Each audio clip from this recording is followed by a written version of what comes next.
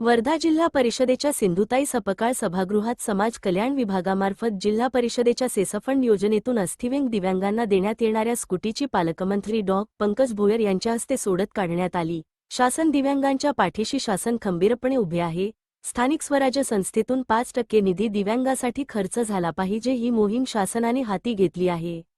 जिल्ह्यात निधी खर्च करण्याचे योग्य नियोजन सुरू असून जिल्हा स्तरावर दिव्यांगांसाठी विविध योजना सुरू करण्यात येईल असे प्रतिपादन जिल्ह्याचे पालकमंत्री डॉ. पंकज भोयर यांनी केले।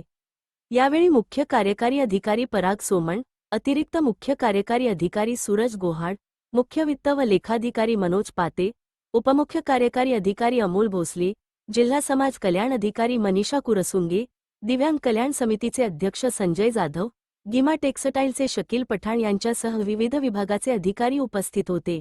महाराष्ट्र लाईव्ह न्यूज पत्रकार प्रमोद सोनकुसरे, तालुका प्रतिनिधी वर्धा। बॉक्समध्ये सर्वांचं भविष्य त्या ठिकाणी आहे आणि त्यामधून एकूण 8 चिठ्ठ्या आहेत। 8 चिठ्ठ्यामधून मी एक चिठ्ठी या ठिकाणी निघत आहे, ती बघूया। कोणतं नाव इथे आपण सगळ्यांनी उत्सुकता निर्माण झाली सर्वांमध्ये।